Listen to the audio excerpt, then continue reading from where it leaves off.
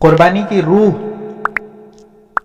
ہر عبادت کی ایک روح ہے، اور روح قربانی کی فنائے نفس ہے جو بذریعہ ذبح ولد واقع ہوئی تھی۔ یعنی قربانی کی اصل روح کیا تھی کہ حضرت ابراہیم علیہ السلام کو حکم دیا گیا تھا کہ اپنے بیٹے کو ذبح کریں، اور فنائے نفس یہ ہے، یعنی نفس کو فنا کرنا یہ ہے کہ خلاف خواہش کام کرنا۔ نفس کیسے فنا ہوتا ہے؟ ہمارا جو ہے نا ہر جگہ نفس آڑے آ جاتا ہے۔ کوئی بھی اچھی چیز ہم سنتے تو بہت چیزیں ہم نے سنی ہوئی ہیں زندگی میں، لیکن ہم اس پر عمل نہیں کر پاتے ہیں، ہمارا نفس بیچ میں آ جاتا ہے۔ تو نفس کے خلاف اس لیے کرنا چاہیے تاکہ نفس دب جائے اور شریعت غالب آ جائے۔ تو فنائے نفس یہ ہے کہ خلاف خواہش کام کرنا۔ اگر نفس کی آرزو 4 نوافل کی ہو تو 8 پڑھے، علی حد القیاس، کہ نفس تو کہہ رہا بس 4 پڑھوں گا، تو آپ اس دن خاص طور پہ 8 پڑھیے، تب وہ ٹوٹے گا۔ اور آپ نے کہا کہ ہاں 4 سے بھی تو ہو ہی جاتا ہے کام، ہے تو نفل ہی، تو پھر وہ 2 پہ لے آئے گا اور پھر وہ چھڑوا دے گا۔ تو نفس کا بڑا گیم ہوتا ہے، سارا گیم ہی نفس کا ہوتا ہے۔ شیطان کے بارے میں تو آپ نے سنا ہے کہ وہ تو قید کر دیا جاتا ہے رمضان میں، تو پھر کون کرواتا ہے سب گڑبڑ؟ یہ نفس ہے جو ساتھ لگا ہوا ہے۔ یعنی کہتے ہیں کہ اگر یہ نفس فرشتہ بھی ہو جائے، اپنے آپ کو یہ کہنے لگے بھئی اب تو میں سدھر گیا، تو یہ نفس فرشتہ بھی ہو جائے تو ہمیشہ اس سے بدگمان رہنا، کبھی اس سے اچھا گمان مت رکھنا اپنے نفس سے۔ اور ہم ساری دنیا سے وہ بدگمان رہتے ہیں اور نہ اپنے نفس سے اچھا گمان رکھتے ہیں، ہونا الٹا چاہیے۔ اگر صوم نفل سے اعراض کرے، یعنی نفل روزہ رکھنے سے نفس اعراض کرے یعنی بچے، اور صلاۃ نفل پر خوش ہو، یعنی نفلی روزہ تو نہیں رکھتا نفس، رکھنے نہیں دیتا، اور نفلی نماز پڑھتا ہے، تو کیا کرنا چاہیے؟ تو صوم نفل کو اختیار کرے، یعنی نفس کے الٹا کرے۔ نفس کہہ رہا ہے کہ نفلی روزہ نہیں رکھوں گا، نفلی نماز پڑھ لوں گا، تو ہمیں کیا کرنا چاہیے؟ نفلی روزہ رکھنا چاہیے۔ اور اگر نفس اس کے الٹا کہہ رہا وائس ورسا، کہ وہ کہہ رہا ہے کہ نماز بھی پڑھوں گا نفلی روزہ رکھوں گا، تو پھر کیا کرنا چاہیے؟ پھر نماز پڑھنی چاہیے۔ تو یہ اس کا گیم ہوتا ہے۔ اور ہم کیا کرتے ہیں؟ ہم میں سے 99% جو مریض ہیں یعنی روحانی بیماری جو لگی ہوئی ہے، وہ سب سے بڑی یہی ہے کہ جب کچھ کہا جاتا نہیں یہ کرو تو کہ یہ نہیں کر پاؤں گا، بس ڈھیر ہو گیا۔ اب آپ کو کتنے ہی سمجھا لیں پھر آپ نہیں کر رہے، اس کا مطلب کیا ہے؟ آپ کا نفس آپ پر غالب ہے۔ اس نفس کو مٹانے کا ہی سارا جھگڑا ہے۔ جب ایک دفعہ نفس کو مٹا لیا اور کسی کے ہاتھ میں ہاتھ دے دیا، کسی محقق کے ہاتھ میں، اب تو وہ جو چاہے کہے اور کرے ویسے کرتے جاؤ، اور ایسا کر لو، کچھ دنوں میں کیا ہوگا؟ بیڑا پار ہو جائے گا، شریعت پر عمل کرنا سیکھ جاؤ گے۔ لیکن شریعت پر عمل کرنا کیوں نہیں آتا؟ ہم اپنے آپ کو ڈیفینڈ بھی کرتے ہیں۔ پھر خطرناک چیز دوسری یہ ہوتی ہے کہ ایک تو وہ کام نہیں کرتے، نفس کے بہکاوے میں آ جاتے ہیں، پھر ڈیفینڈ بھی کرتے ہیں کہ میں نے اس لیے نہیں کر پایا، میرا ارادہ تو تھا لیکن یہ ہو گیا تھا۔ یہ سب نہیں ہوتا۔ جب آدمی کوئی کام کرنا چاہتا ہے نا، وہ کر گزرتا ہے۔ کسی کی شادی طے ہو جاتی ہے، نکاح طے ہو جاتا ہے، پھر اس کے بعد بہت ساری اڑچنیں بھی آتی ہیں کبھی کبھی، کہ پیسوں کا ایسا ویسا ہو گیا، اور فلانے کی طبیعت خراب ہو گئی، اور فلانے کا ڈھمکانا ہو گیا، سب کچھ ہوتا ہے۔ لیکن جو تاریخ طے ہے اس سے اس کو ہلاتے ہیں کہ نہیں، اب تو دے دی، تاریخ تو طے ہو گئی، کارڈ بھی بڑھ گئے، سب کچھ ہو گیا، تو کرتے ہو کہ نہیں کرتے؟ تو ایسے ہی نفس کے ساتھ جو گیم وہ آپ کے ساتھ کھیل رہا ہے، تو ہمیں اس کے ساتھ گیم کھیلنا چاہیے۔ وہ کہے کہ روزہ نہیں رکھوں گا نفلی، تو روزہ ہی رکھواؤ۔ وہ کہے گا نفلی نماز نہیں پڑھوں گا، تو نماز ہی پڑھواؤ۔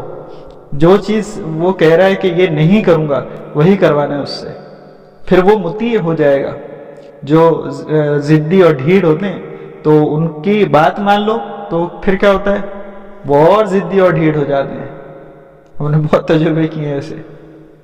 اور جو آدمی ضدی اور ڈھیڑ ہو، اس کو شروع میں آپ نے سنبھال لیا، کنٹرول کر لیا، پھر تو وہ آپ کا ہو گیا، پھر وہ آپ کے سامنے کچھ نہیں کرے گا۔ ایک صاحب نے کہا کہ وہ بچے بہت ضدی ہو رہے ہیں، میں نے کہا نہ بولنا سیکھیے، تو میرے چہرے کو یوں دیکھ رہے ہیں. وہ سمجھ گئے پوری بات, کیونکہ انہوں نے زیادہ کچھ نہیں بتایا تھا مجھے کیسے ہو رہے ہیں ضدی, کیا ہو رہا ہے, میں نے کچھ نہیں پوچھا بھی. انہوں نے صرف ایسا کہا کہ مفتی صاحب بچے بہت ضدی ہو رہے ہیں, کیا کرنا چاہیے. میں نے کہا نہ بولنا سیکھیے. تو میرے چہرے کو یوں دیکھ رہے ہیں اور مسکرا کر وہ کہنے لگے کہ ہاں, یعنی مان گئے کہ اصل گڑبڑ یہ ہوتی ہے. تو یہ جو نفس ہے نا, ہم نے ان کا نفس موٹا کر دیا. وہ جو کہتے ہیں, ہمارے یہاں کہاوت ہے کہ وہ چیل کا پیشاب مانگتے ہیں تو چیل کا پیشاب لا کے دیتے ہیں. اب یہ اس لیے کہتے ہیں, کہاوت اس طرح ہے یہ کہ چیل کا پیشاب جو ہے ظاہر ہے کہ وہ اڑتی بھی, وہ کہاں متے گی اور کہاں سے لائیں گے آپ, تو بہت مشکل چیز. یعنی اس کی ڈیمانڈ کر رہے تو آپ وہ بھی پورا کر رہے ہیں, بچے کی ہر ضد پوری کر رہے ہیں. وہ کہتے ہیں کہ وہ بیوی اکیلی رہتی ہے تو اس کے پاس کچھ ٹائم پاس کو نہیں تھا تو اس لیے موبائل دلوا دیا, تو ستیہ ناش کر دیا. پہلے جو گھروں میں ٹی وی آتے تھے آج سے 20 سال پہلے, تقریباً ہر باپ یہ کہتا تھا کہ وہ اصل میں بچے جو ہے نا آزو بازو والے کے جاتے دیکھنے, پھر وہ ایسا منہ بناتے ہیں یا بچوں کو ڈانٹ دیتے ہیں یا اچھا نہیں لگتا, اس لیے ہم نے گھر میں جہنم کھول دی. ایسے ہی ہوتا تھا, اکثر کا یہی سنا ہوگا. موبائل کا بھی ایسے ہی, وہ جو بچوں کو دیتے ہیں, کیا وہ پریشان کرتا ہے تو کیا کرے, کم سے کم بیٹھا تو رہے گا چپ چاپ, اس میں اپنا گیم کھیلتا رہے گا. یہ نہیں پتا کہ آپ نے اس کے ساتھ کیا کیا, آپ نے تو اس کا نفس تباہ کر دیا. تو اور پھر اس سے سائیکولوجیکلی بہت سے نقصانات ہوتے ہیں اس ایج میں جو وہ اس کے ساتھ ہو رہا ہوتا ہے موبائل پر. آپ نے دیکھا نہیں, آج کل بچے بہت ڈیمانڈنگ ہو گئے, پہلے نہیں ہوتے تھے. جب ہم بچے تھے اس زمانے میں ایک ریپٹ پڑتا تھا, یا صرف ریپٹ تو بہت دور کی بات, اگر ابا نے دیکھ بھی لیا گھور کے تو بھی سدھر جاتے تھے. اب تو اور ابا کو ریپٹ مار دیتے بچے گودی میں بیٹھے بیٹھے. تو یہ کیوں ہو رہا ہے, یہ اس کے ایک بڑی وجہ یہ ہے موبائل. ان کو کیا لگ رہا ہے کہ ایک بٹن یوں کرا آپ نے, اپنی انگلی ذرا سی گھمائی اور آپ کی جو چاہت ہے وہ سامنے آ گئی. تو ان کی یہ چیز ڈیولپ ہو جاتی ہے کہ ہمیں جو چاہیے وہ چاہیے. بچوں کو دیکھتے نہیں کہ وہ لائٹ چلی جاتی تو وہ کہتے ہیں کہ لائٹ لے کے آؤ. اب لاؤ, کہیں سے بھی لاؤ. اب وہ ذہن ان کا اتنا نہیں سمجھتا کہ کیسے آ سکتی ہے لائٹ, لیکن وہ روتے ہیں اس پر, کیونکہ انہیں ہر چیز کی اس بات کی عادت ہو گئی ہے کہ بھائی چاہیے اور یہ کر کے دیں گے ہمیں پورا. تو یہ ہم نے بچپن سے نفس اس کا موٹا کر دیا, اور خود ہمارے بھی نفس ایسی ہیں. ہمارے سامنے جو بات کہی جاتی ہے نا, تو جو ہمیں جم جاتی ہے وہ تو ہم کر لیتے ہیں, اور جو نہیں جمتی, یہ اچھا بمبئی والوں کی ایک زبان ہے کہ میرے کو جمتا نہیں, میرے کو جم نہیں رہا, تو نہیں جم رہا تو نہیں کریں گے. اور بھائی جو علاج ہوتا ہے وہ بھی جمنے والا ہوتا ہے. آپ کہیں کہ وہ آپ مجھے جو دوائی دے رہے ہیں یہ کڑوی ہے, رسگلے جیسی موٹی دو, میٹھی دو تو میں کھا لوں گا, تو ہے پاسبل ایسا؟ دوائی تو دوائی ہوتی ہے, وہ تو کڑوی ہی ہوتی ہے, ٹیسٹ لیس ہوتی ہے. تو آپ اس میں تلاش کریں کہ مرغ مسلم کا ٹیسٹ آئے یا مٹھائیوں کا ٹیسٹ آئے, تو کیسے پاسبل ہے؟ تو یہ سارا نفس کا کھیل ہے.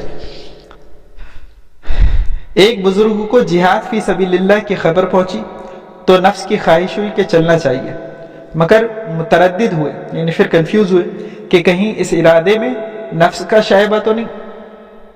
کبھی کبھی نیکی میں بھی, نیکی کرنے میں بھی نفس کا حصہ ہوتا ہے.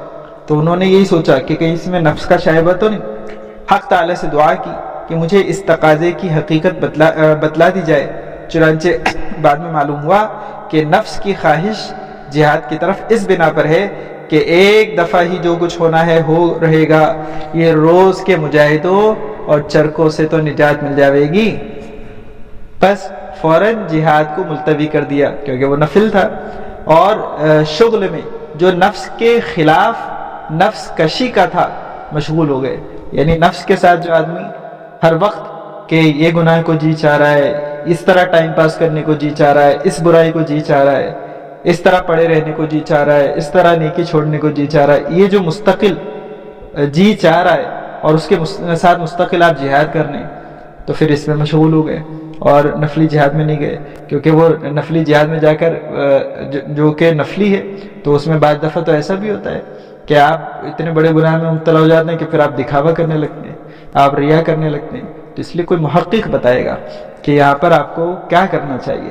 بعض دفعہ وہ ذکر و اذکار بتاتا ہے اور بعض دفعہ ذکر و اذکار چھڑواتا بھی ہے، جس وقت جس چیز کی ضرورت ہوتی ہے ویسا کرتا ہے، لیکن اس کے لیے ضروری ہوتا ہے کہ آپ اطلاع کریں اور پھر اس کی بات کی اتباع کریں تو ہی یہ کام ہوتا ہے، ورنہ تو نہ آپ نے اطلاع دی تو پھر وہ آپ کو بتائے گا کیا، اور بتائے گا بھی تو پھر آپ اس کی اتباع کیسے کریں گے، تو نہیں ہوگا۔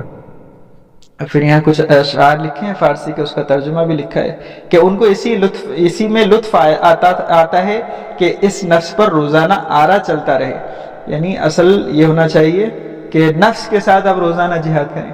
یہ نفلی جہاد تو کبھی کبھی ہوتا ہے، لیکن ہم لوگ اس کو تو سمجھتے ہیں کہ جہاد کا موقع ملے تو میں بھی کروں گا، لیکن یہ روزانہ اللہ نے جہاد کا موقع دے رکھا ہے، آپ کو ہر وقت جہاد کا موقع دے رکھا ہے، آپ اس کے ساتھ جہاد نہیں کرتے، اس کے سامنے ڈھیر ہو جاتے ہیں۔ تسلیم کے خنجر کے مارے ہوئے لوگوں کو ہر لمحہ اپنی جان اللہ کے راستے میں دینی پڑتی ہے۔ جن لوگوں نے اپنے آپ کو تسلیم کا خنجر مارا ہے، یعنی اللہ کے سامنے اپنے آپ کو سرنڈر کر دیا ہے، انہیں ہر لمحہ اللہ کے سامنے اپنی جان دینی پڑتی ہے۔ پھر پھڑکنا، جلنا، کپڑے پھاڑ دینا، پروانے نے، شمع نے، پھول نے مجھ سے سیکھا ہے۔ شاعر کہتا ہے کہ یہ سب جو کچھ ہو رہا ہے انہوں نے مجھ سے سیکھی یہ چیزیں، کہ جو حقیقی محبوب ہوگا تو پھر محبت میں وہ جلتا بھی ہے، کٹتا بھی ہے اور پھڑکتا بھی ہے اور کپڑے بھی پھاڑتا ہے، سب کچھ ہوتا ہے، لیکن مسئلہ یہ ہے کہ ہمیں اللہ سے محبت نہیں ہوئی۔ عاشقی کیا ہے؟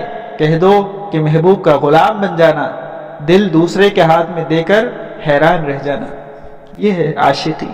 اللہ سے محبت اور اللہ سے عشق ایسا ہونا چاہیے کہ اللہ کے نام پر آپ نے اپنی جان بھی دے دینی، لیکن ہم تو کچھ کرنے کو تیار ہی نہیں۔